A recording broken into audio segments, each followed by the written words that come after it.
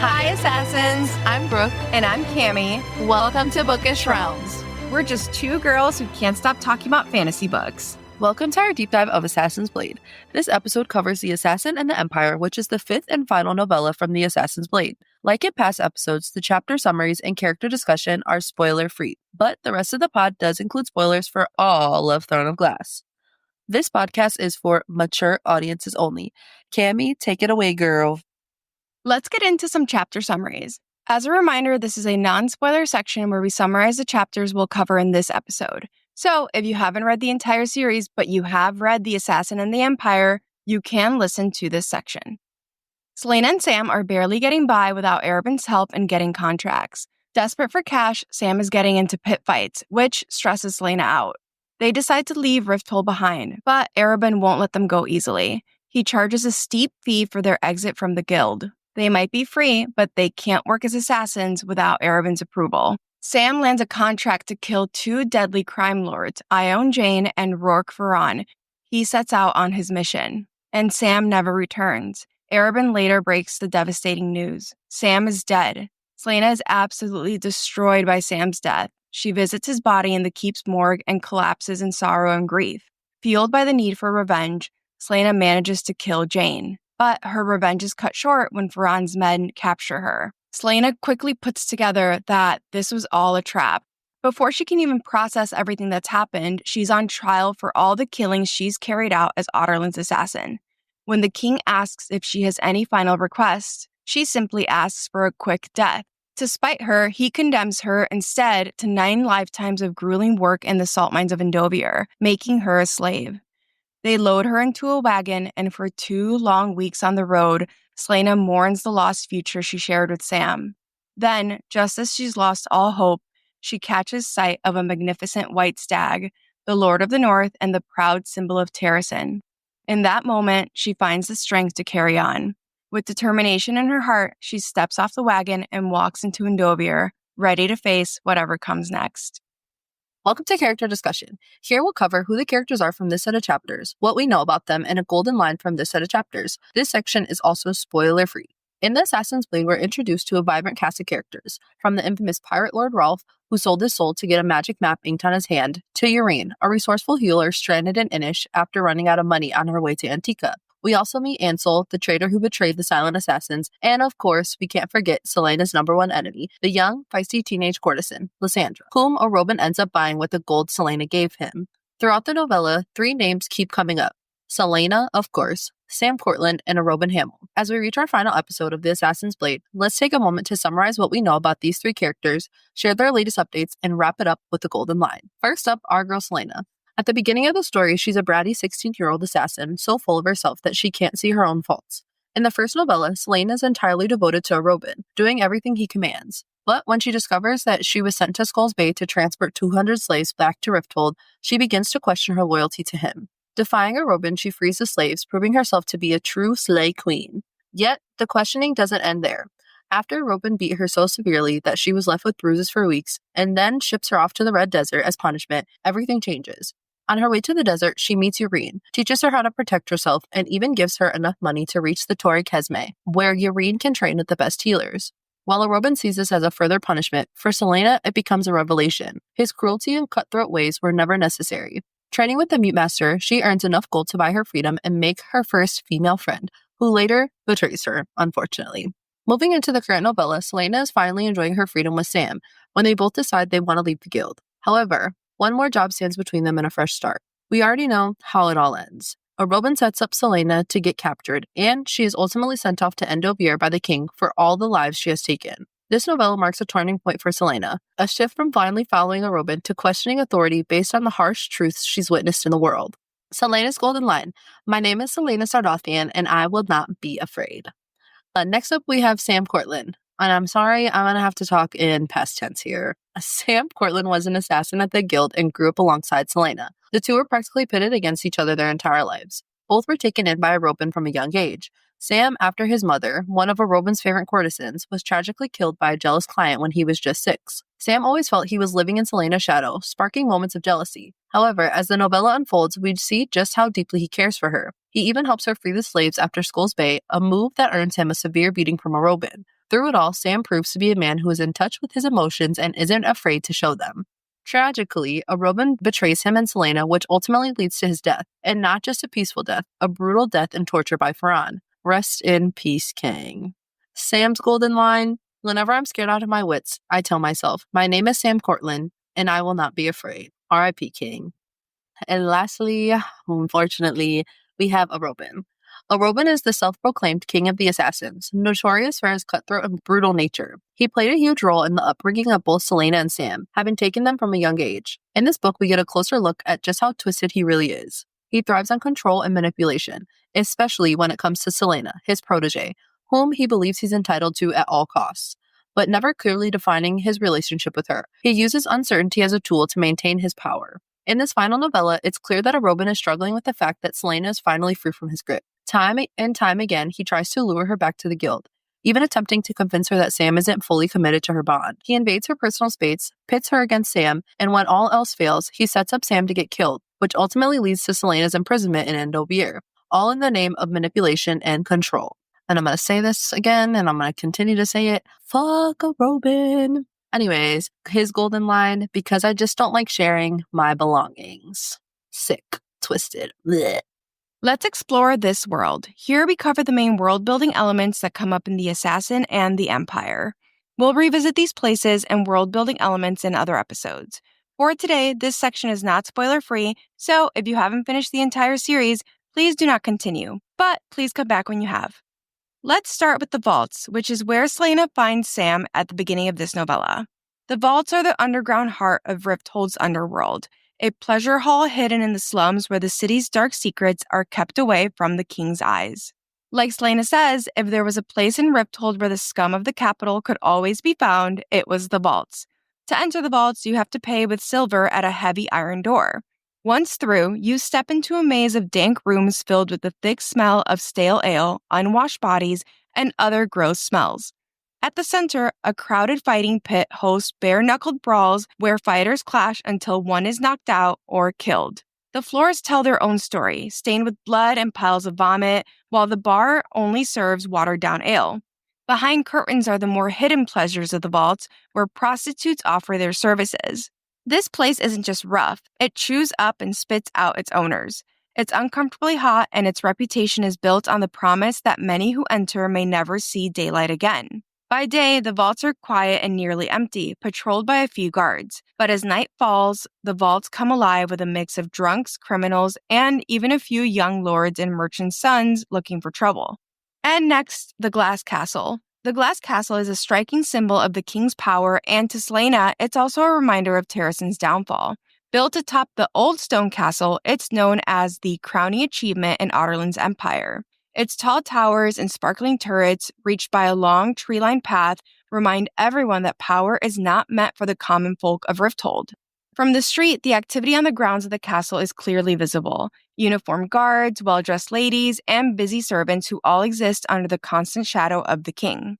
But inside, major decisions are made, like the laws that outlawed magic and the orders to set up labor camps like Calaculla and Endovier. As Celaena says, if the vaults were the heart of Rifthold's underworld, then the Glass Castle was the soul of Otterland's empire. More than just a building, the Glass Castle seems to watch over the land like a giant beast of glass, stone, and iron. Its presence makes everyday problems seem small, but it's also a constant reminder of the brutal power behind the king. And on a final note, Throne of Glass was originally Queen of Glass. The premise of Queen of Glass was a Cinderella retelling, where the princess is an assassin who is going to kill the prince instead of marry him. SJM probably kept the Glass Castle as a nod to Throne of Glass's origins. It's also just a very cool visual. We'll revisit the Glass Castle again in Queen of Shadows, since its destruction is a key moment in the series. And for the final world-building section, let's talk about the Lord of the North. As a folklore nerd, I love all the lore surrounding this magical white stag. Through a folklore lens, the Lord of the North most closely fits what would be considered a dryad, a spirit of the oak tree from Greek mythology. The Lord of the North has lived in Oakwald Forest for as long as the forest has existed. And as the name suggests, Oakwald is a forest filled with oak trees. But it seems the title of Lord of the North isn't limited to one white stag. It refers to all the sacred white stags of Terrasen, which have long served as symbols of guidance for the people. Selena is shocked to see a white stag on her way to Endovir, especially since the king had ordered all of them to be hunted and butchered. In that moment, the Lord of the North served its purpose. It reminds Selena that Terrasen is always with her and gives her a sense of hope. The guidance of the Lord of the North is also reflected in the night sky. The stars that make up the constellation of the Lord of the North are circumpolar, meaning that they are visible year-round, like the Big Dipper and Cassiopeia for us in the Northern Hemisphere. The constellation of the Lord of the North, with its unmoving star serving as an eternal crown, always points north toward Terrasen, kind of like the North Star or Polaris. We'll revisit the lore of the Lord of the North in Air of Fire, where we learn more about how these sacred stags came to live in Oakwald Forest. Welcome to our analysis and foreshadowing section, which is not spoiler-free. In this segment, we'll analyze key moments and break down parts of the text that tie into or foreshadow future events in the series. While we usually follow the flow of the chapters we're covering, for our Assassin's Blade coverage, we'll have a separate section at the end dedicated to how this novella connects to the end of the series. If you have not read all of Throne of Glass, please stop here to avoid any spoilers. We mentioned this last episode, but the Assassin of the Empire is the continuation of this shift in the novellas in the Assassin's Blade. The first three novellas give the readers the setup for the acts of kindness that ultimately help win Aelin the war, and allow for those beautiful full-circle moments to happen in Empire of Storms and in Kingdom of Ash. The Assassin of the Empire marks the culmination of Celaena's struggles throughout the first two novellas, leaving Robin behind, redefining her concept of freedom, and building a future with Sam. She begins the story full of hope, planning a new life with him, but Robin's betrayal and Sam's death shatter everything. In the end, she is sent to Endovir, the very embodiment of everything she despises about Otterlin. So let's get into it, starting with the first scene in this novella. Cami, take it away, girl. The first scene in this novella is titled After because it takes place in the prison wagon after Sam's death and Celaena's capture. The wagon is taking Celaena to Endovir, where she will become a slave and be forced to work in the salt mines. We said this a little bit earlier, but it makes us genuinely so sick to our stomach that we start the Assassin's Blade with Celaena freeing slaves of their shackles, only to end it with her in shackles. She basically starts by having enough power to liberate slaves, but ends it being one herself. And it's like everything she dreaded. And in this beginning scene, Celaena has shut down. She mentioned she's aware of the journey, but there's a deafening sort of silence that is dulling everything. And when the wagon hits a bump, she can barely even register what's happening. Quote, "The freckles of light along the panels dance like falling snow, like ash from a world burned into nothing, lying in ruins around her. She could taste the ash of that dead world on her chapped lips, settling on her leaden tongue." This is one of the first nods to the famous lines, "Once upon a time, in a land long since burned to ash, there lived a young princess who loved her kingdom." And it's really just like a full circle moment that in the last novella of Assassin's Blade, it uses this language since technically in publication order, Air of Fire comes next. And the first section of Air of Fire is called Air of Ash. For most of the beginning of the series, Celaena does see herself as an heir of ash. Everything she could and should have inherited has been burned to nothing. So it makes sense that in this section, she frames the loss of Sam and their future through this lens. Once again, everything she cared about has been burned to nothing. And finally, Celaena clues into the question she grapples with in this novella and for a lot of the series. It's a question that haunts her. Quote, "She preferred the silence. In the silence, she couldn't hear the worst question of all. Had she brought this upon herself?"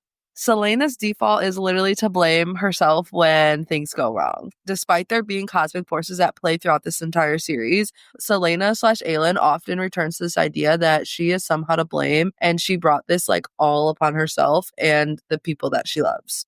We end the after section with the iconic line, "And in the dark, she remembered." And then we go back in time to 11 days earlier.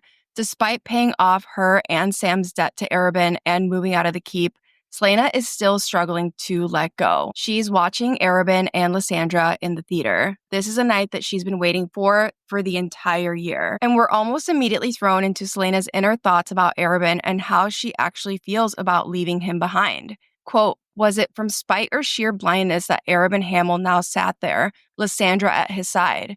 He knew what this night meant to Celaena, knew how much she looked forward to it every year. And though Celaena hadn't wanted to go with him and never wanted anything to do with him again, tonight he'd brought Lysandra, as if this night didn't mean anything to him at all."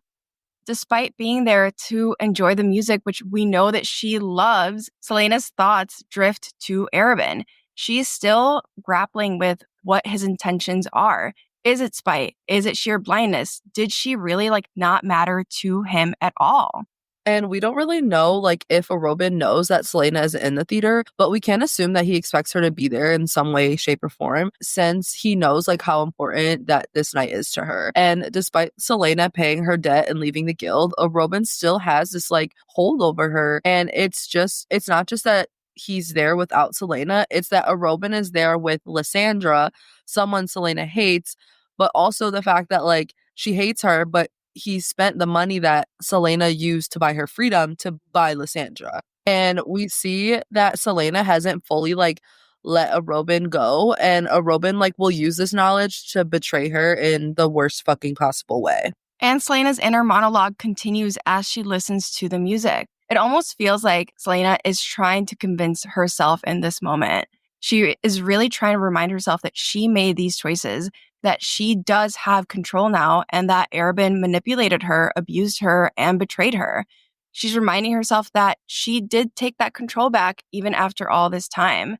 And honestly, we've mentioned this a few times, but their relationship and the things that we see happening between them, it is so common when you're leaving a toxic relationship. You have to keep reminding yourself why, and we see Selena having to do that here.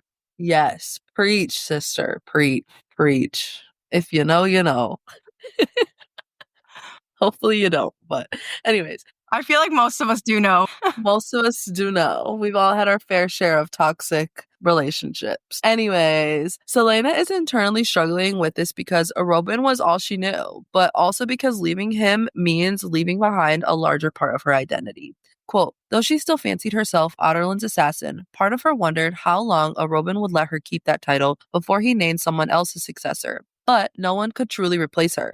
Whether or not she belonged to Robin, she was still the best. She'd always be the best, wouldn't she? Being Otterland's assassin is really central to who Selena is, and she knows that Robin will eventually strip her of that title. And while Selena is confident in her skills, being stripped of that title, really seems to shake her in a way. And let's zoom in on the language she uses here because it is so telling. Quote, whether or not she belonged to Arabin, she was still the best. That word belonged has so many different meanings in this scene. One, it does reinforce the idea that we've touched on that Selena feels like she was owned by Arabin. He controlled her and she was tied to him and the guild. Arabin sees her as one of his possessions, and Selena has, whether she wanted to or not, internalized that feeling as well. But using the word belonged also points to the community and the sense of belonging that Selena left behind. Arabin was all she knew for so long, and now Selena doesn't have that sense of belonging. And Selena's inner monologue takes over the performance, corrupting the way that she listens to music, which we all know music is central to her. Quote, Selena took a step, the floorboard sagging under her black boots, but paused. Though it was as she remembered, every note flawless, the music felt disjointed now. Even though she could play it from memory, it was suddenly like she'd never heard it before, or like her internal beat was now somehow off from the rest of the world. And the music she loves and she knows so well feels so different to her, which really symbolizes her emotional shift and that detachment from a Robin in her past. Though she can still play this piece from memory, it no longer is resonating with her, showing us that her inner change/shift is happening within herself. Selena feels like her internal rhythm is out of sync with the world, which is so representative of her struggle to adjust to her new reality. Because again, this is still new. She's been with the guild for so long. This is still fairly new to her. This was also the night that she typically enjoyed with a Robin, and the reality of it all is hitting her in this moment. And Selena leaves the performance before it's even over. And our girl who loves music, who feels it in her fucking bones, leaves one of her favorite performances before it ends. It honestly is really upsetting, and it truly breaks my heart because in a way, a Robin has taken this from her too. And kind of like how we talked about earlier, if you have been in a toxic relationship and you let's say you and this person went to a restaurant together and then you see that restaurant and you feel that pit in your stomach and you don't walk in that restaurant for a long time because you're shit, this reminds me of them. And that's that same exact feeling that our girl is getting right now. He literally ruined her favorite song. That's Yeah, it. It's so so sad. And while Selena is still unpacking all of her feelings, Sam is ready to go, and he's ready to leave Arabin behind. But he's so sweet, and he sees that Selena is struggling. Throughout this novella, he gently prods her to open up and talk about why it's so hard for her to leave Rifthold and Arabin behind. He does ask her several times what's even keeping them here, and he begins trying to put a plan together to leave. But Selena points out that they need Arabin's blessing. Quote, while they'd paid their debts to Arabin, they were still members of the guild and still obligated to pay them dues every year. Every assassin in the guild answered to Arabin, obeyed him. Selena and Sam had both been dispatched more than once to hunt down guild members who had gone rogue, refused to pay their dues, or broken some sacred guild rule. Those assassins had tried to hide, but it had only been a matter of time before they'd been found, and the consequences hadn't been pleasant. This is what we've touched on so many times. Arabin's control goes deep. Even when he doesn't own you, he does.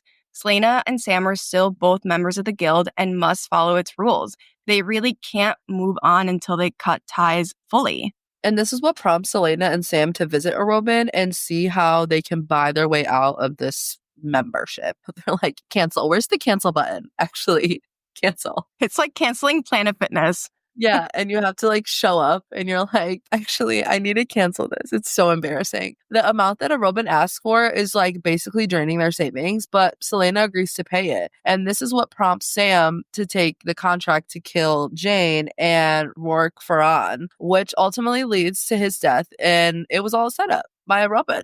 His bitch ass set this all up from the jump because, again, Arobin is a control freak. He wants all Selena to himself all the time. And when he doesn't feel like he's getting that, he throws a bitch boy tantrum. And then that's how Selena ends up in the mines. I hate Arobin. You know that one, it's I don't think it's a TikTok sound, but it's like a video or something. And it's like, let me at him. Let me at him. That's me. And despite still working through her feelings about Arabin, Selena sees his actions for what they are. She knows that he's asking for that amount as another way to assert his control over her and Sam. Quote, but Selena, her stomach churning, lifted her chin. She could keep throwing figures at him until she was blue in the face, but he'd obviously picked this number for a reason. He would not budge. It was one last slap in the face. One final twist of the knife meant only to punish her. This is very similar language to the language she uses in the previous novella to describe yet another conversation with Arabin. It is always his way. And it kills me that she thinks that this is Arabin's final, one last slap in the face. His final twist of the knife meant only to punish her, because it's not. Arabin's plans are actually far more twisted and sick than just draining their savings. And it's not that Selena underestimates Arabin in this moment, but I think she underestimates what control means to him, specifically the control that he has had over her. And despite Selena paying the money to be able to leave the guild, Arobin isn't done yet. Every move by Arobin in this novella is another attempt to control Selena and show her that he is in fact in power, even when she's left him. And so he does possibly the most violating thing he could do. He breaks into her fucking apartment. Quote, alone in the kitchen, Selena poured herself a cup of tea, trying to keep her hands from shaking. He'd probably gotten the address from the servants who had helped bring over her things. To find him here, having broken into her home, how long had he been sitting inside? Had he gone through her things? I just cannot stress this enough. I fucking hate this man. I actually hate this man. He gives me the sick heebie-jeebies. Arobin broke into her home, and he shows that he feels like he's entitled to have that control over her even after she's left him. And it's just another move to control and manipulate her. And it's really just unsettling because it's a violation of privacy. Her hands are shaking. She's wondering how long he's been there and if he's gone through her things, as she should, because he's crazy. He's fucking crazy and delusional. And home is where you're supposed to feel safe. And Arabin invades her space to show Selena that she will never be safe from him. She's also just started thinking of this apartment as home. And now he's ripped that away from her. He's entered a space that was supposed to be free of him. Selena tries to tell Arabin to leave and get out of her house, but he doesn't listen. Instead, he tries to convince her not to go after Jane and Farhan because it's too dangerous. When Selena dismisses him, Arabin goes for the gut punch. He asks Selena, tell me something, Selena. Do you trust Sam? When Selena replies, "What sort of question is that?" Arabin doesn't hold back. He says, "Have you told him the truth about where you came from? I have a feeling that's something he'd like to know, perhaps before he dedicates his life to you." Arabin knows exactly what he's doing in this moment. This is the truth that Selena fears most. Arabin knows that she's Aelin Galathynius, the lost princess of Terrasen.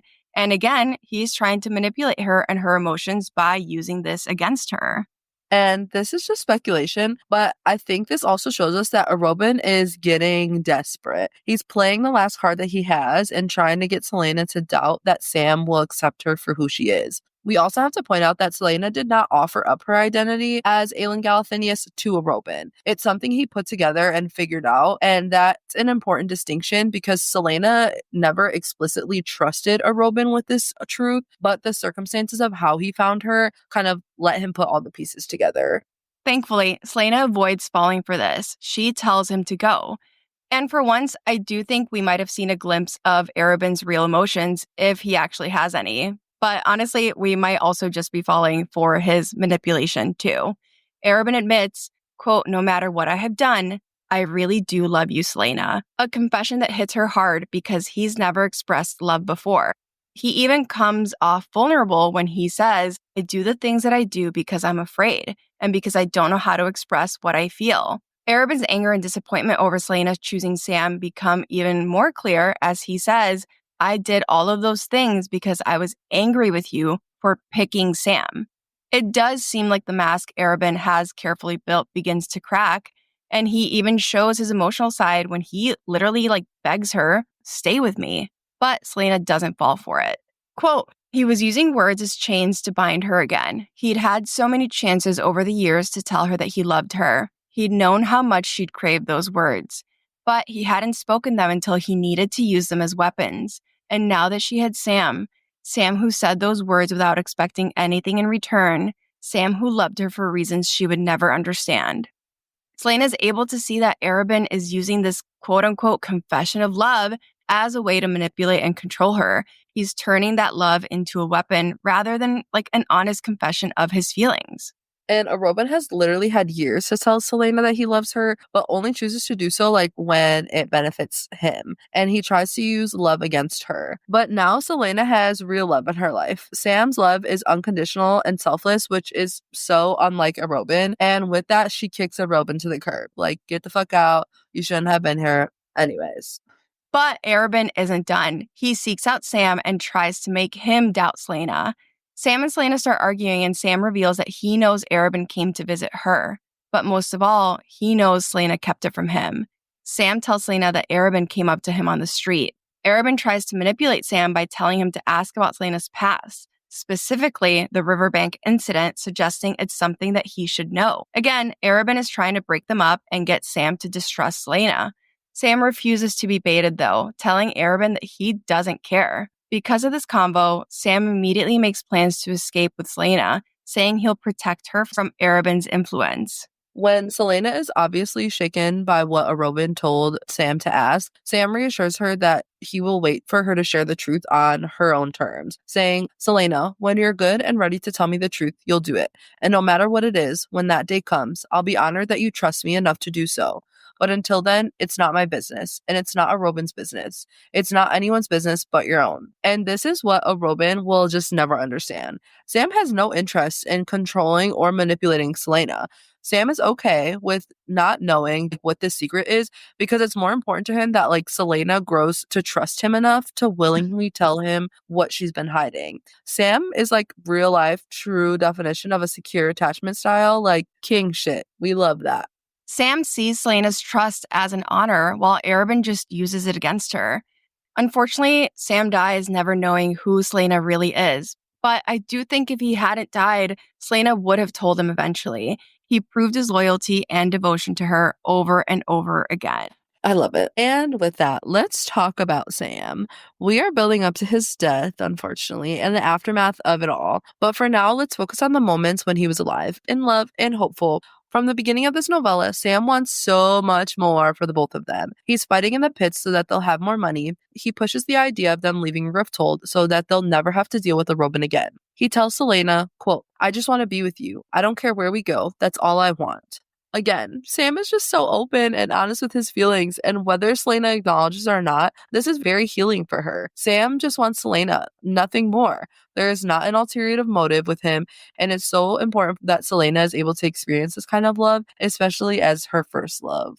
And despite how sweet he is, our girl Selena is still a little rough around the edges.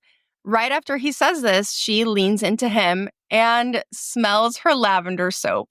Yes, let's talk about the soap. Quote, he smelled of her lavender soap, her expensive lavender soap that she'd once warned him to never use again. He probably had no idea what soap she'd even been scolding him about. She'd have to start hiding her beloved toiletries and leave out something inexpensive for him. Sam wouldn't be able to tell the difference anyway. A little later in this convo, she does explicitly tell him to not use her lavender soap again. This becomes a source of trauma for Selena because when she sees Sam's body after his death/torture, one of the first things she notices is that he smells like the cheap soap she'd made him use because, quote, she was so selfish that she couldn't let him have her lavender soap. And honestly, I just think this is one of those moments that is powered by grief.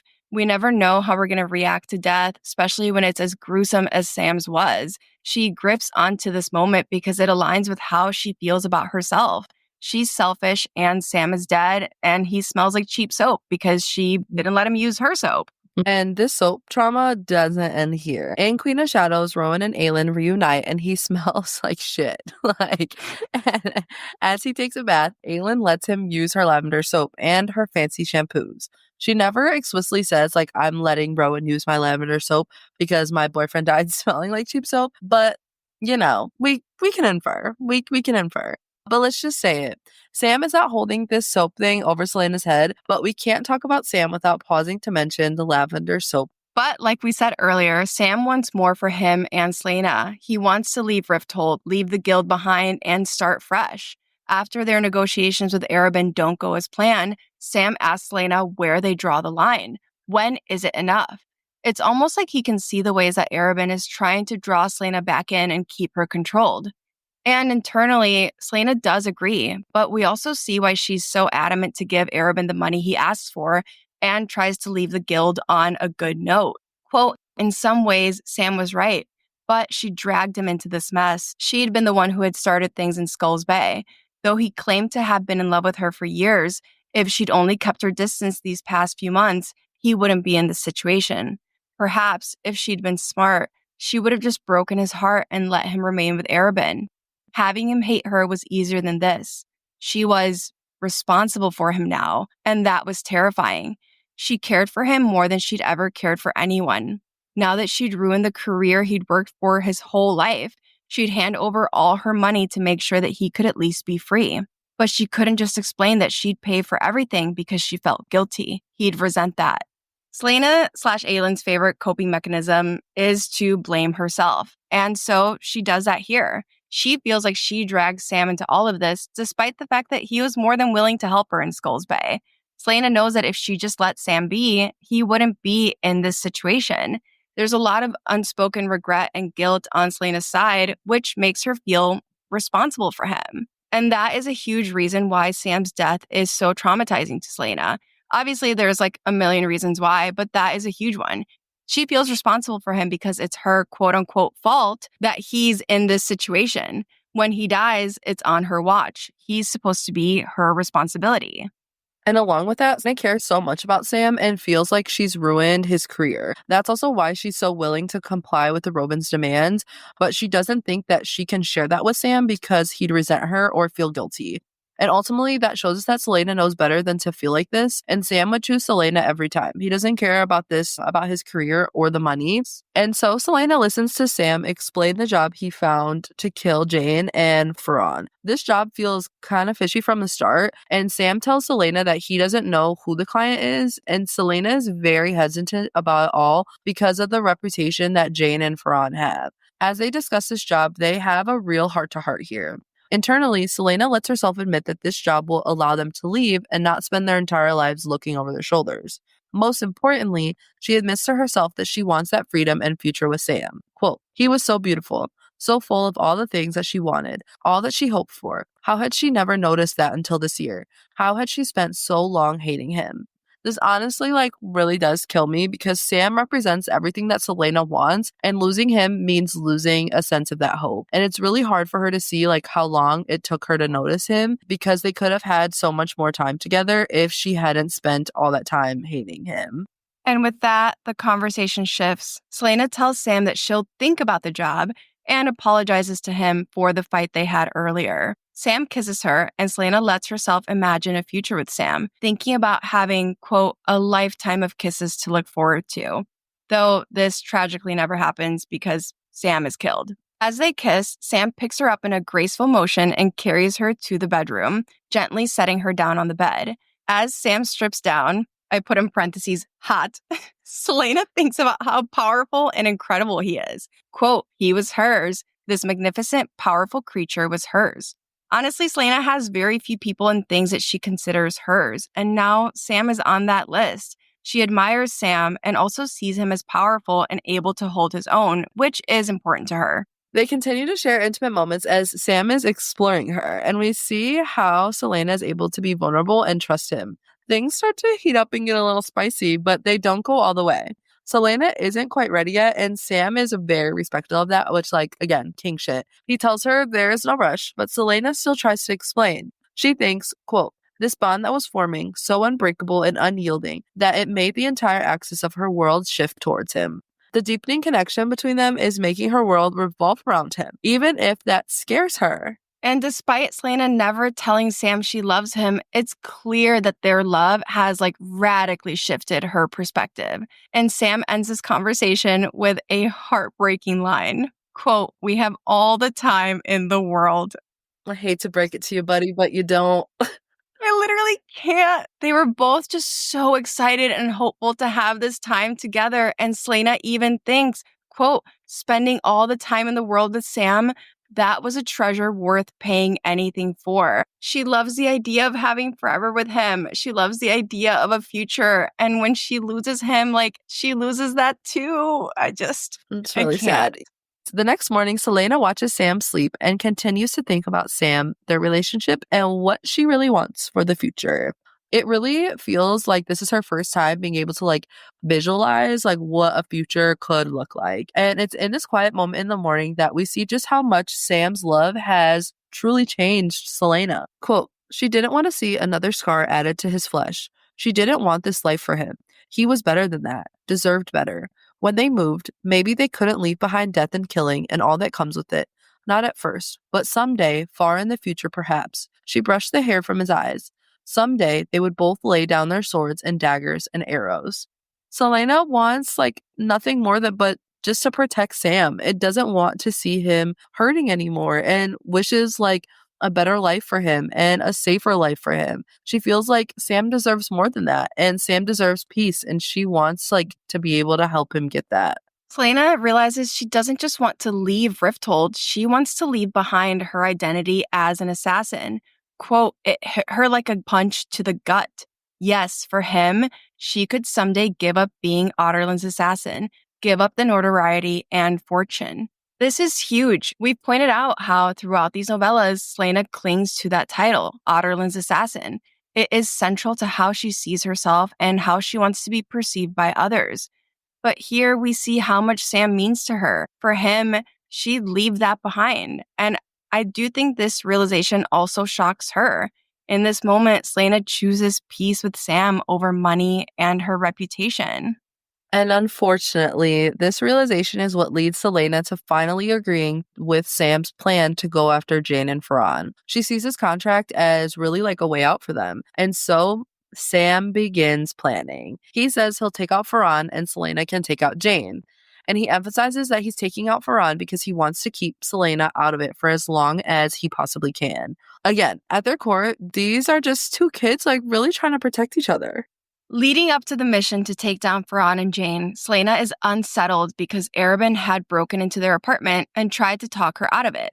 And Sam does his best to get her to open up. He tells her, talk to me. So Selena asks him to tell her his deepest secret. And again, Sam is all in. He doesn't hesitate when he says, the only secret I've borne my entire life is that I love you. It was the one thing I believed I'd go to the grave without voicing. First off, SJM is just like twisting the knife here. On a reread, it is so clear that this line basically marks Sam for death. Sharing his deepest secret, his love for Selena, seems like a final act before his inevitable fate. I do think this is why he's so open with his feelings, because he carried them around for so long. And while, yes, he dies having shared his feelings with her and having experienced loving Selena openly, it does make us emotional that he never got to fully live out this love. But this prompts Sam to ask Selena's deepest secret. She replies, "Deep down, I'm a coward. I'm a coward, and I'm scared all the time, always." This is Selena being her most vulnerable self. She is Otterland's assassin, but here she can confess to Sam that she's scared. She feels like a coward, and although she has a tough exterior, this really highlights her humanity. And then Sam shares one of the most iconic emotional lines in the series. Quote, "I get scared too. You want to hear something ridiculous? Whenever I'm scared out of my wits, I tell myself, my name is Sam Cortland and I will not be afraid. I've been doing it for years." I actually can't. I forgot how heartbreaking this entire last novella is. But Sam does two things here. He reassures Selena that fear is normal, which is so important for her to hear from someone like Sam, who is her equal in so many ways because they grew up doing and learning the same things. And again, our secure attachment style king, he continues to be vulnerable with her. He shares his coping mechanism with her. Selena carries this line with her throughout the series, using it as her coping mechanism and a reminder of Sam. And the last bullet point here is big cry, because it is big cry. Yeah, literally. It's really sad. And with that, they begin their stakeout of Ferran and Jane, and they're exposed to Ferran's sick, twisted ways, which allows Sam and Selena to have a conversation about their ethics and their identities as assassins. Sam and Selena's conversation is really raw and vulnerable as they talk about their past actions as assassins and the ethical lines that they've crossed. Sam is the first to say, "We're not like that," referring to the dark side of their past in comparison to Ferran's sadistic torture. This isn't just about their relationship, it's about confronting their identities and the things that they've done. And it's really tough for the both of them because they're both assassins. They can be honest with each other about their shared history of violence. During this, Sam and Selena also reflect on the brutal training they received under Arabin and how they were taught to kill without mercy. Selena is particularly disturbed as she remembers how she was taught to hurt people in the worst possible ways, like keeping them alive while torturing them. Selena does not explicitly say it here, and neither does Sam, but it's obvious they both see that they were pushed to accept a crazy level of brutality as a part of, quote, who they are. And now looking at Ferran, they're having to really think about what that means. But even though Selena was trained to do terrible things, she realizes that she never enjoyed it, and that makes her different from someone like Ferran, who doesn't seem to have any ethical boundaries at all. Sam reminds Selena that they don't have to be like the monsters that they've been trained to be. He says, "We can't be like that." And Selena agrees, adding that they do have a choice now. "We had no choice, but we do now." Although they've been scarred by their past, they still believe in the possibility of change. They can choose to live by their own moral code, not by the twisted one that Arobin had forced upon them. At the end, the conversation touches on morality and the uncertainty of their future, which is also reflective of the bigger themes in the series. Sam asks, "When we die, do you think we'll be punished for the things that we've done?" And Selena's response, "I don't think the gods will even know what to do with us." It's both funny and really a little sad. It speaks to the larger question of redemption and identity, which will continue to be central to Selena's journey as she moves forward towards her roles as Queen of Terrasen. And with that, let's look at Sam and Selena's final moments together. Selena is sharpening Sam's daggers and swords. Throughout this final passage, we can see that Selena is really trying to calm herself by assuring herself that Sam is prepared. Sam's got his suit, he's got his plan, and his escape routes. And Sam shares the final piece of his plan with Selena. He's secured them passage on a ship to the southern continent in 5 days. Selena admits she's afraid, but ready. Quote, she opened her eyes and found him watching her, his face a mixture of pride and wonder and such open affection that she could see that far-off land where they'd find a home, see that future that awaited them, and that glimmer of hope that promised happiness she'd never considered or dared yearn for. And even though the southern continent was a drastic change in their plans, Sam was right. A new continent for a new beginning. Again, like so much of this novella is just SJM twisting the fucking knife. These are their final moments together, and Selena looks at Sam's face and sees a future, a home. She admits that Sam represents hope and happiness, and those are things that she never saw for herself before him. She's ready for a new beginning with him, and it all comes crashing down so quickly. And this is really sad, but what are the last words we see these two exchange on the page? Sam tells Selena he loves her. Selena holds him close, breathing him in, but she isn't ready to say I love you back. So she tells him, I hate packing. Again, this reread is really like Cruel and Unusual Punishment. We know that Selena loves Sam so much, and it really is just haunting that she never was able to say those words back to him. Did Sam know she loved him back? Probably. But it really does just suck that he never was able to hear those words from her. And before we talk about Sam's death, we have to take a sec to clear up a misconception in the fandom. Because honestly, I think we even had this misconception and we've brought it up a few times. As we've been deep diving, we often attributed Aylin's trauma to sharing her plans with Sam and him dying because of it. But like we mentioned a few times in this section, this entire thing was actually Sam's plan. He's the one who found the contract to kill Ferran and Jane. He went after Ferran first and asked Selena to stay home. And that's the trauma. Yes, she feels guilty for dragging him into all of this all the way back in Skulls Bay, but the trauma isn't that she created this plan and that Sam died following her plan. The trauma is that she went along with Sam's plan and he died. I think the trauma is more following other people's plans and by extension, sharing her own. Yes, Sam would have never been in this situation if she didn't share her plan in Skulls Bay, but Sam's actual death occurs because she lets him go after Ferran by himself and doesn't take control of the situation. I just wanted to say that because it really stood out to me on this reread. That so many times we're like, she doesn't share her plans because of this, but it's actually like she just followed his plan. Because even in that last scene, like, I'm sure we'll get to it here, but even that last scene, like, he told her to wait to a certain time and she did. And again, that's following his plan. So no, you're so right. And with that, unfortunately, we have arrived at Sam's death. The train is stopping at its final stop and destination. You know that I barely hold on for these, I barely can keep the tears from coming out of my eyes. I know. Okay, sorry. I'm sick and twisted sometimes. It's just how I am, unfortunately.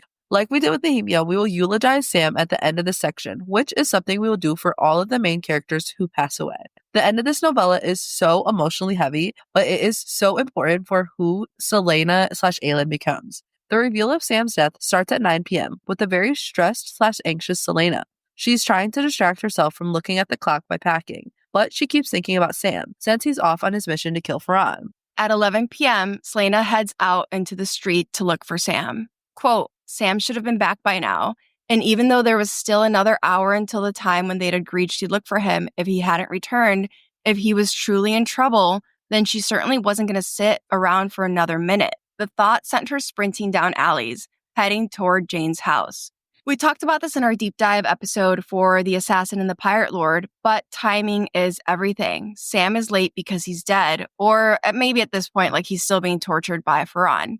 She heads out an hour early to look for him, but she's already too late. Selena's filled with dread, and she knows deep down that something is wrong, which is why she starts literally running for Jane's house. But for a variety of reasons, Selena gives up searching for Sam. She goes to Jane's house, but doesn't hear anything useful.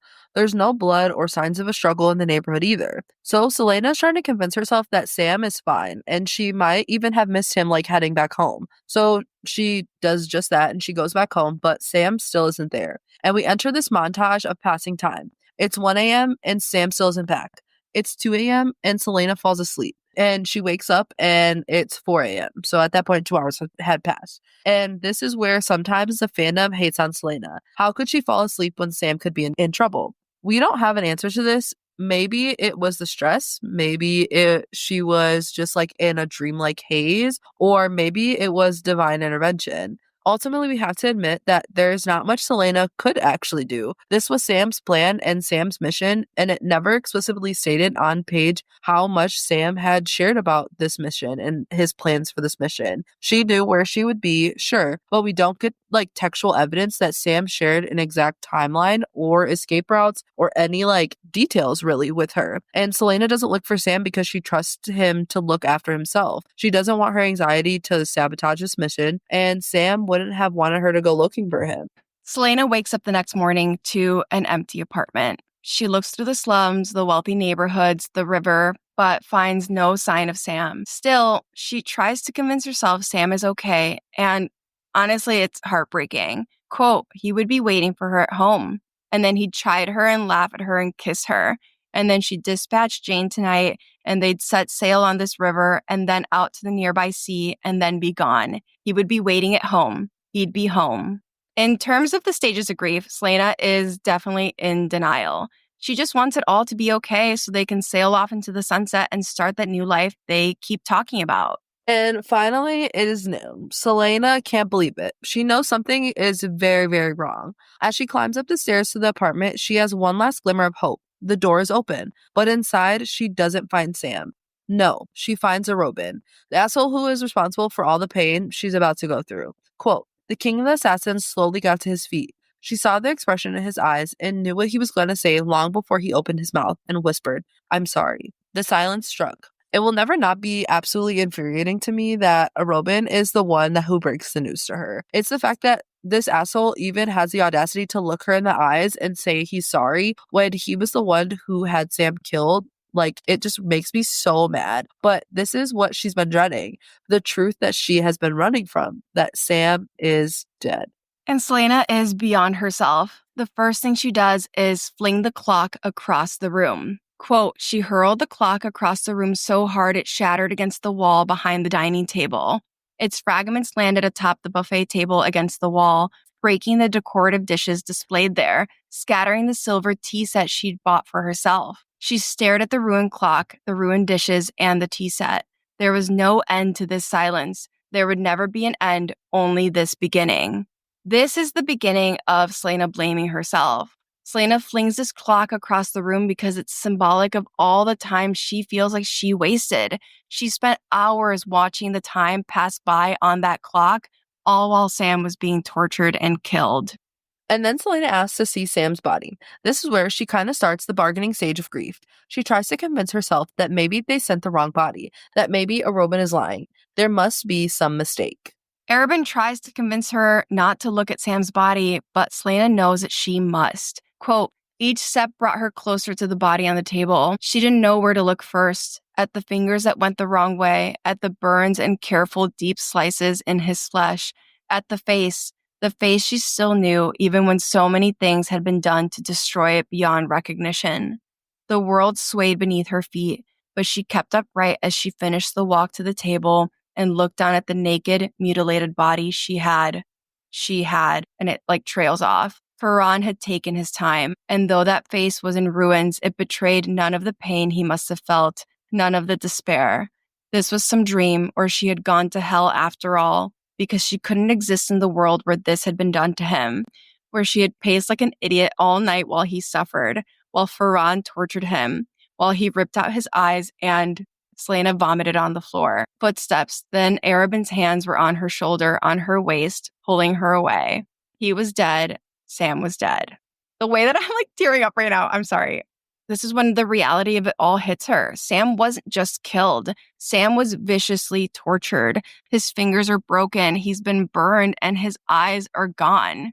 It kills me that this sentence really trails off here and we're basically left to fill it in. Quote, the world swayed beneath her feet, but she kept upright as she finished the walk to the table and looked down at the naked body, mutilated because she had what? She had loved, she had kissed, she had known. The way it's left unfinished makes it all hurt even more. And Selena feels like she's in hell. Hell is a world where Sam is dead, where he'd been tortured. And there's that blame again.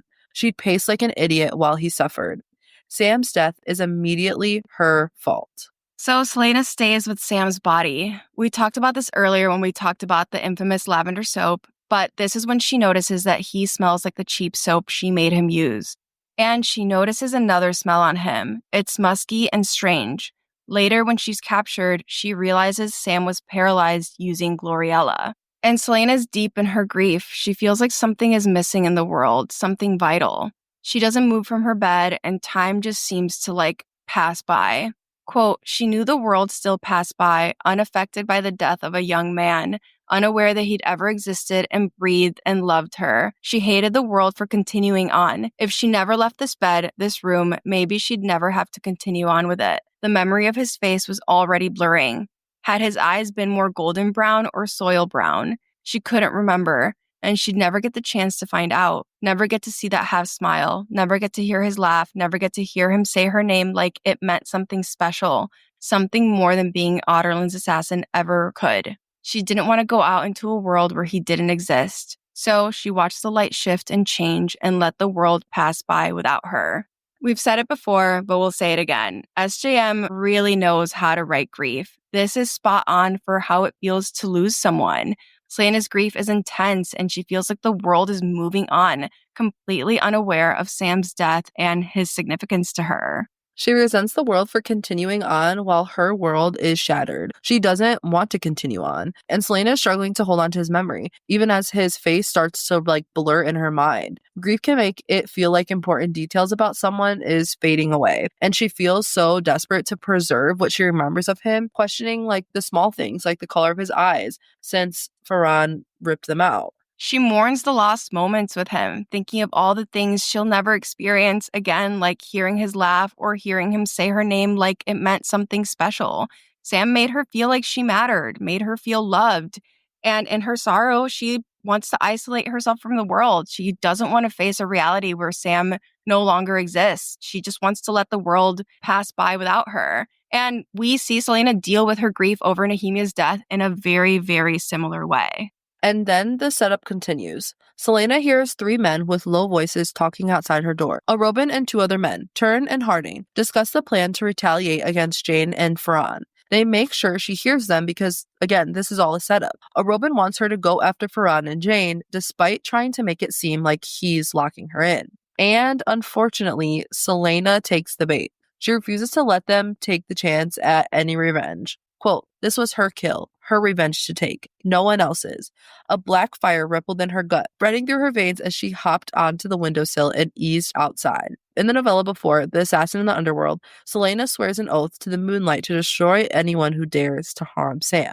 And so she does. The language here is also a little interesting too, with her emotions being described as, quote, black fire rippling in her gut. If you read this in publication order after Crown of Midnight, Aelin's firepower has been revealed, so these are just fun little hints to pick up on. As she makes her way out of the house, she runs into Wesley, and he tries to warn her. He tells her he understands she wants revenge and that he does too, but that she needs to use her head. But she cuts him off and knocks him unconscious before he can finish his sentence. Quote, don't you understand? It's all just a... And that's where she knocks him out. Later, when the reality of her capture hits her, Selena realizes Wesley was about to say it's all just a trap. We won't get super into it here because it does come up later, but there's a lot of speculation in the fandom about Wesley possibly having a deeper connection to Sam, as in maybe they're brothers or Wesley is Sam's father. In Crown of Midnight, we find out that Wesley killed Farhan in retaliation for Sam's death, which then led Arobin to kill Wesley. In Queen of Shadows, Lysandra has a letter from Wesley that reveals he tried to stop what happened to Sam and Selena and even had a plan to try to rescue Selena from Endovier. There's also other speculation that maybe Arobin is Sam's dad, since Sam's mom was Arobin's favorite courtesan and she was killed by an angry client. But honestly, the possibility of that makes us way too sick to think about. I refuse to accept that. Yeah, I have never heard the one about Wesley being Sam's dad, because isn't Wesley and Lysandra together though? Yes, so they do end up together. There's just a lot of speculation about why he cares so much. Obviously, they all are connected, and you see that Wesley is really friendly with Sam in this novella, but he obviously goes out of his way. to try to stop this. So there's a lot of like, what does that mean? We also have no idea how old Wesley is. Like, we know that Arabin is 38, so he could be Sam's dad, but we just don't know how old Wesley is. So I think that's why it's either brother or father or some sort of deeper connection. Interesting. Anyway, Selena ignores Wesley's warning and heads out into the streets of Rifthold. Quote, she was fire, she was darkness, she was dust and blood and shadows. She hurtled through the streets, each step faster than the last, as that black fire burned through thought and feeling until all that remained was her rage and her prey. Again, this language here is just so interesting. We have mentions of fire and darkness, but also dust and blood and shadow. And in this last novella, when Dorian asks Selena her name, she says, "My name is wind and rain and bone and dust. My name is a snippet of the half-remembered song." So the fact that she refers to herself as dust again in this scene is really interesting. But again, Selena describes herself in her rage using inhumane language, which shows us that she's entered that killing calm space and could also be a nod to her Fae side. She gets into Jane's house and immediately realizes it's a trap. There's a room full of men who were clearly expecting her. The curtains had blocked out the light to make it seem like it was dark inside. She kills Jane by flinging a dagger at him and then turns to go after Ferran. The fact that this fucker is smiling at her the whole time really frustrates me, but he knows that he's got her. They've successfully trapped her. And things quickly take a turn. The guards have these weird masks on and the room fills with smoke. Selena recognizes the smell because Sam's body smelled like that. It's Gloriella, and it's meant to paralyze her. She wakes up and realizes she's been betrayed. It's literally the first thought that she has. Quote, someone had betrayed her, not a Robin, not when he hated Jane and Ferran so much. If she'd been betrayed, it would have been one of those wretches in the guild, someone who would have benefited most from her death. It couldn't be a Robin. The first name that pops into her mind is a Robin. She denies it to herself, but it's so telling that a Robin is who she thinks of first. Deep down, she already knew it had to be him, but she's definitely not ready to face this truth in this moment. And Ferran basically confirms that there was some sort of bargain at play. He taunts her and says that he can't believe she walked right into it. Quote, you're dying to know what the bargain was, aren't you? Let's see if I remember correctly. We kill Sam Cortland, you go berserk and break in here, then you kill Jane and I take Jane's place. This is yet another clue that it had to be Arabin. Whoever betrayed her had to know her well enough to anticipate her every move. And then Ferran drops a bombshell. He's gonna hand her over to the king so that they have someone to blame for Jane's death. Ferran signals to his men to knock her out.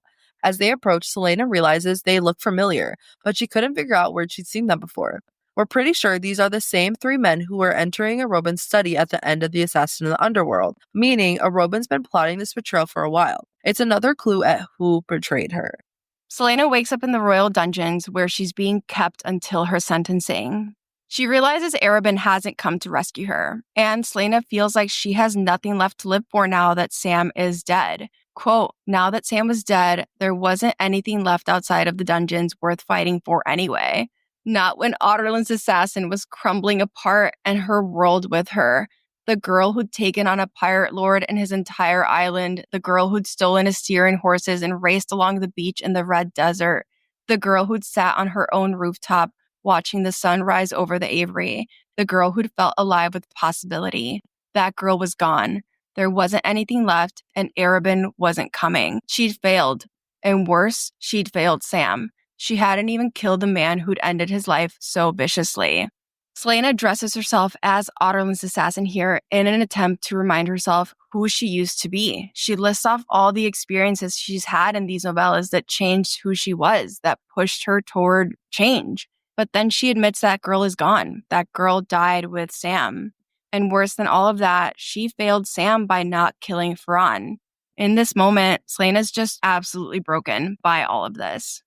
And then she goes in front of the king to receive sentencing. At first, she refuses to speak or look at him, but he demands that she does. We'll cover this interaction and a few other things later on, but for now, we're just focusing on the sentencing. The king asks if she has any last requests, and unfortunately, Selena gives herself away. She tells him, make it quick, which, of course, prompts the king to do the absolute opposite. Quote, if it's an easy death you desire, Selena Sardathian, I will certainly not give it to you, not until you have adequately suffered. You, Selena Sardathian, are sentenced to 9 lives worth of labor in the salt mines of Endovier. You will be sent with orders to keep you alive for as long as possible, so you will have the chance to enjoy Endovier's special kind of agony.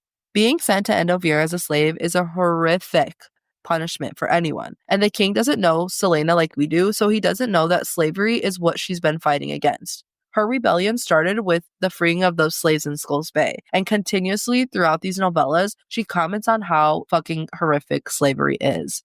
This is, again, a sick kind of irony on SJM's part. The girl who freed the slaves ends up being one herself. Not just that, but the king has unknowingly sent the Queen of Terrasen to be a slave, and he's ordered them to keep her alive since slaves in Endovier die on a daily basis. He wants her to suffer, and they throw her in a wagon and send her off. And then the readers get confirmation of what we knew was coming all along. Arobin is the one who set Selena and Sam up. Ferran and Arobin are watching Selena's prison wagon drive off. And at this point, even Ferran wonders why Arobin hasn't rescued Selena, which I think is interesting. But Arobin doesn't answer him. Ferran asks Arobin why he set Selena up. This shit is so sick. And Arobin, the sick fucking twisted man he is, reveals himself like the fucking snake he is. Quote, because I don't like sharing my belongings.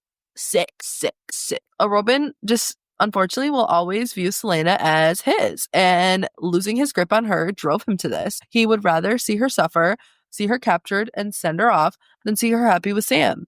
He couldn't stand that she chose Sam over him, so he made sure that she couldn't have him or anyone else at all. And so let's talk about that wagon ride to Endovier. In this section of the novella, we go back to the after section, which is how the novella started. Immediately, we see that Selena is thinking about Sam. Quote, she had believed she could love Sam and not pay the price. Everything has a price, she'd once been told by a spider silk merchant in the Red Desert. How right he was. We always return to this language of things having a price. For the spider silk merchant, the price was 20 years of his life in exchange for 100 yards of spider silk. Sam's price for forgiving Arobin was that he'd never touch Selena again. And here, she feels like she's paying the price for loving Sam by having to mourn losing him and then being captured. The language of this having a price always stands out to us because the nameless is my price prophecy. Ultimately, the real price is that Aelin is expected to give her life to forge the lock, to send Erwan away. And though she doesn't know that at this moment, all of this language hints at this prophecy.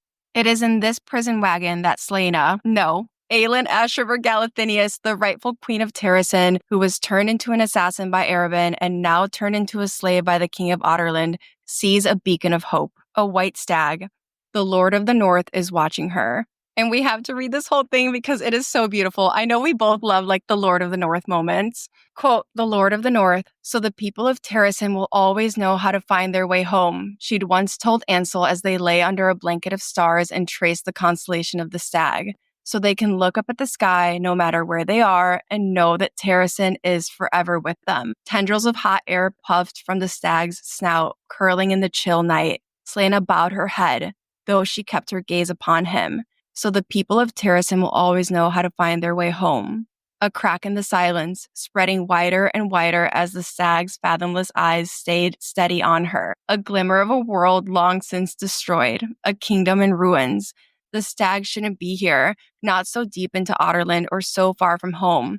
How had he survived the hunters who had been set loose 9 years ago, when the king had ordered all the sacred white stags of Terrasen butchered? And yet he was here, glowing like a beacon in the moonlight. He was here, and so was she. She felt the warmth of the tears before she realized she was crying. I'm gonna cry. Then the unmistakable groan of bowstrings being pulled back. The stag, her Lord of the North, her beacon, didn't move. Run! The hoarse scream erupted out of her. It shattered the silence. The stag remained staring at her. She banged on the side of the wagon. Run, damn you! The stag turned and sprinted, a bolt of white light weaving through the trees. The twang of bowstrings, the hiss of arrows, all missing their mark. This entire scene is so beautiful and sad because obviously I'm barely holding it together once again. The Lord of the North is here because Aelin is here. He represents the spirit of Terrasen, a way for the people of Terrasen to find their way home. And right now, Aelin, the future queen of Terrasen, has lost her way. She is at such a low point right now, and that's when the Lord of the North visits her. It's a sign that Terrasen is still with her, even in this moment. Seeing the Lord of the North seems to break her out of that closed-off state. He manages to break through the silence that haunts her since Sam's death. She realizes that the Lord of the North might be all that remains of Terrasen's past, before Ireland destroyed it. He has somehow survived, and she will too. She has to survive for herself and for Terrasen. And the Lord of the North won't leave her. She's never alone. Selena realizes he's gonna stay and possibly get killed unless she tells him to go, so she warns him to run to save himself. And he listens because she's his queen. And despite the Lord of the North being a beacon of hope, Selena is still terrified. And then we have our final time switch. The last chapter of this novella of The Assassin's Blade is called Beginning. In a lot of ways, Endovir is the beginning of Selena's story as we know it. And despite not being ready for what's to come as she enters Endovir, Terrasen is with her once again. Quote, a breeze filled the wagon, lifting away the smells of the past 2 weeks. Her trembling paused for a heartbeat. She knew that breeze. She knew the chill bite beneath it, knew it carried the hint of pine and snow, knew the mountains from which it hailed. A northern breeze, a breeze of Terrasen. She must stand up. Pine and snow and lazy golden summers, a city of light and music in the shadow of the Staghorn Mountains. She must stand or be broken before she even entered Endovir. As they approach Endovir, Selena smells pine and snow, which is Terrasen's smell. And I'm crazy, so I pulled out the map. And the thing is, it makes no sense that she's smelling Terrasen in this moment. The prison wagon travels through Oakwall to get to Endovir, which is what allows her to see the Lord of the North.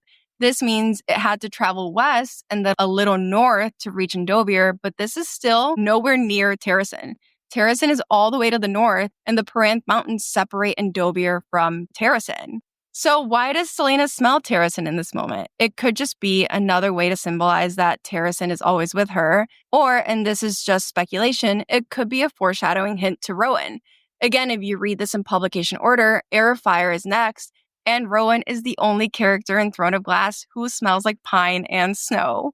Smelling Terrasen forces Selena to stand up. She realizes she must stand or be broken before she even enters Endovir. And then she starts trying to use the coping mechanism Sam taught her. She begins by saying, my name is Selena Sardathian, but she can't quite finish. In this moment, Selena is metaphorically reborn. Quote, the breeze grew into a wind, and she closed her eyes, letting it sweep away the ashes of that dead world, of that dead girl.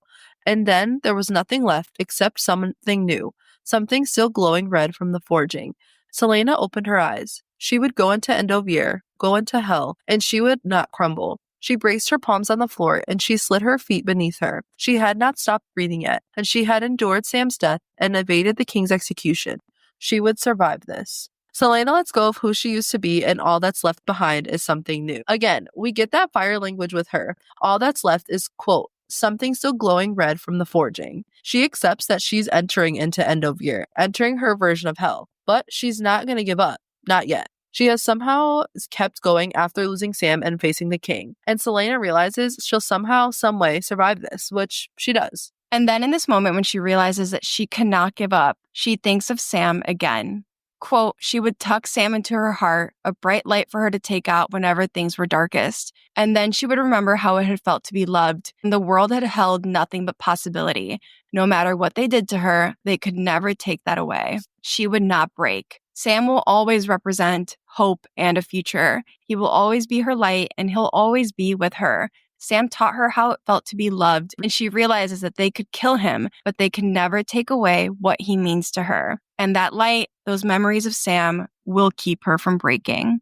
This novella ends with Selena swearing she will find out who did this to her and Sam. And then our brave assassin squares her shoulders, straightens her spine, and says, my name is Selena Sardathian, and I will not be afraid. She lifts her chin and walks into Endovir, and because she decides to survive, a year later she meets Dorian and Kale. I have shivers literally all over my whole body right now. Like tears in my eyes. Okay, and now let's get into some of the foreshadowing and analysis we skipped over in the other sections. There are a lot of hints to the king's power in this novella, since this is the first time Aelin encounters him since meeting him when she was a child. The next time Selena sees the king, it's in Throne of Glass. After Selena's tense meeting with Arobynn, she walks around Rifthold to clear her head.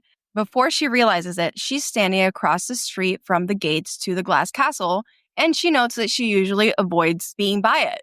Being that close to the castle and the king is unsettling. Quote, she felt like it watched her, a giant beast of glass and stone and iron. Staring at it made her problems with Sam and Arabin feel inconsequential, like gnats buzzing before the gaping maw of a creature poised to devour the world. A chill wind blew past, ripping strands of hair from her braid. She shouldn't have let herself walk so close, even if the odds of ever encountering the king were next to none. Just the thought of him sent a wretched fear splintering through her. We know Celaena avoids the castle because she's afraid to run into the king because she doesn't know if he's going to recognize her or not. The king is responsible for the death of her parents and the destruction of Terrasen. Being this close to the castle makes her feel small. It makes her feel like prey.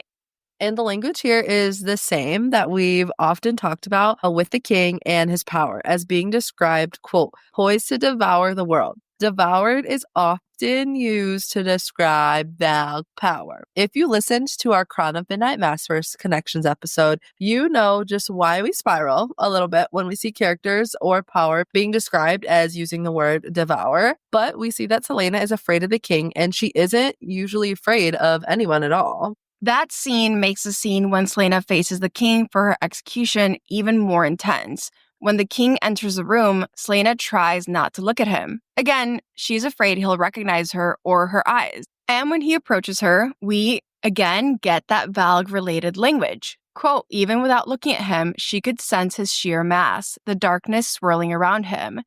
That darkness she feels isn't just her imagination or her fear playing tricks on her.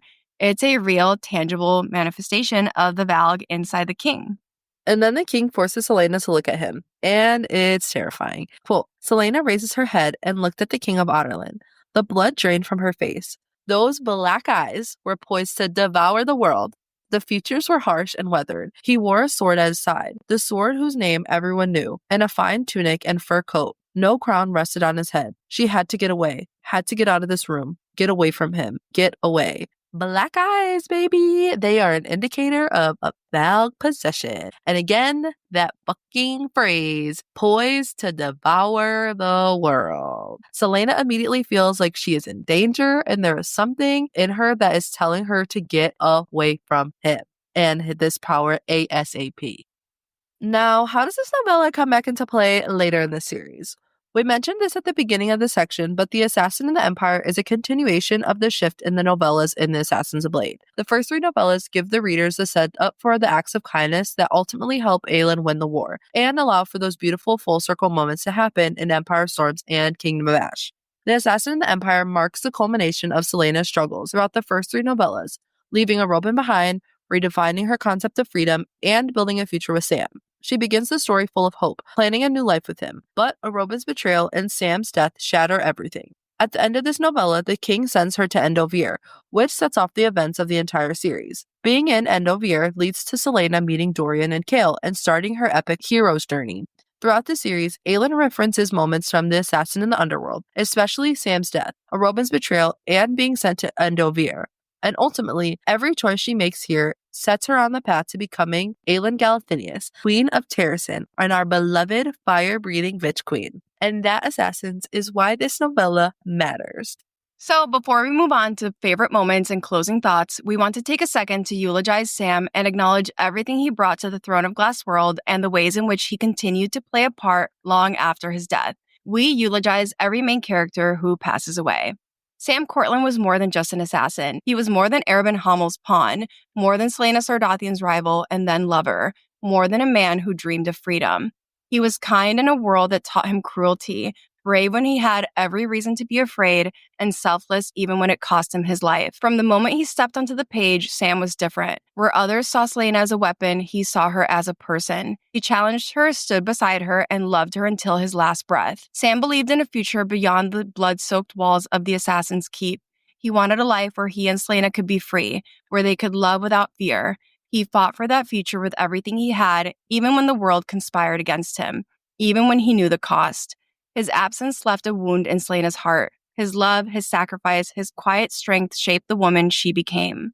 Sam Cortland may not have lived to see Celaena rise again as Aelin Ashra Galathynius, but his memory burned in every choice she made, every battle she fought, and every moment she refused to be afraid.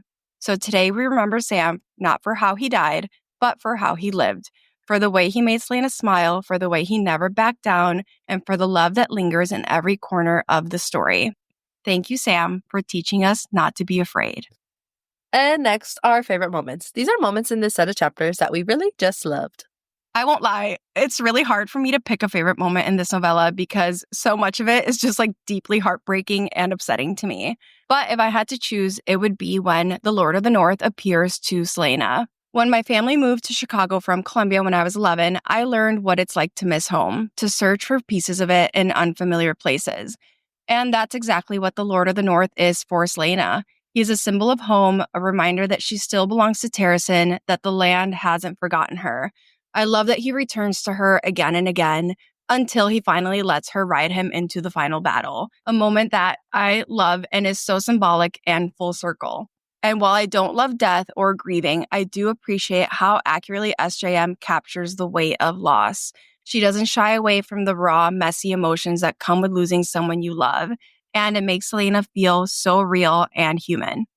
Kind of like how Cami talked about, there's so many good moments throughout this whole entire book and in this last novella. I think my favorite moment from this novella is when Sam refuses to let Selena use her lavender soap, because I do think that this is such like a turning moment for Selena when she looks back on it after she's captured, and how like selfish she was being with someone that she loves. And she even notes like when she goes and visits him that he still smells like the cheap soap that she had gotten. And although Sam and Selena's story really ends tragically, I feel like Sam and Selena walked so that like Aelin and Rowan could run. She takes such a different approach like with their relationship, and it's because of all of the things that like do essentially happen with Sam. And I feel like this also like helps Selena realize that like deep down like she can be selfish and she needs to learn how to be selfless. And lastly, our final thoughts. I can't believe this book is done. Revisiting these novellas really put in perspective for me just how complex and well-written Selena/Aelin is. Her backstory is so rich, and it adds so much depth to her journey to defeat evil. Watching her examine and define her moral and ethical boundaries is like so crucial to understanding the queen that she ultimately becomes. These novellas show us some of the formative experiences that shape how she navigates the rest of the series. She knows what it's like to have no choice and understands the power of being given one. She has ethical boundaries when it comes to taking a life. She has been manipulated and controlled, but has also experienced unselfish love. She understands loss and grief. And tragically, she knows what it's like to be enslaved and stripped of all hope. To me, this collection of novellas isn't just a prequel, it is the foundation of who Aelin becomes. I don't remember what I gave it when I first read it. I want to say it had to be 3 stars. Let me look it up. Oh my God. Actually, I gave this 5 stars when I first read it. And honestly, I would give it 5 stars again. I know that I've probably said this every single time that we finished a book, but I really enjoyed going back and rereading this book because this is the first time that I've reread it since I finished the series about like a year ago. So like Campy had touched on, this book is just filled with so many moments like that make Aelin who she becomes, and knowing like the full scope of what happens at the end of Throne of Glass and then going back and rereading it, it just really makes you like appreciate even like this book even more. So many of these people, topics, and places come back into play later on, and the way that it all comes together is so beautiful and so full circle, from the big moments of Sam getting killed to the little moments where we get like the fun little interaction and sneak peek at Kale and Dorian. I also just really enjoyed getting to like go back and look at Lysandra and Selena's relationship in here, because you really forget like how much they actually hated each other, and it's really crazy like how far that their friendship comes. And this book is just like so important to the series, and I loved going back and reading it again. And I hope nobody skips this book, because like people talk about skipping books. If you're gonna read a fucking series, commit to all the books, because if you don't read this series, then you're not gonna understand why it's important that Lysandra comes back, or that Ansel comes back and all this shit happened, or that Rolf and that whole scene with Rolf. Like, come on, be so fucking for real. Okay, sorry, rant is over. The first time that I read this book, I rated it a 4 stars, but honestly, on a reread, I would rate it a 5 star because of how this book is written and how central to the story that so many of these characters and places become. That wraps up our deep dive for The Assassin in the Underworld, the 5th and final novella in Assassin's Blade. We hope you enjoyed our analysis and theories. Don't forget to follow us on Instagram and TikTok, where our handle is @BookishRealmsPod. We'd love to hear your thoughts on this episode, so drop us a comment or send us a message. Also, leave us a rating if you like what you heard. It really helps us out. Join us next week when we continue our Throne of Glass coverage with our episode on all the Master's connections we found in the Assassin's Blade. Until then, keep reading, Assassins! Bye!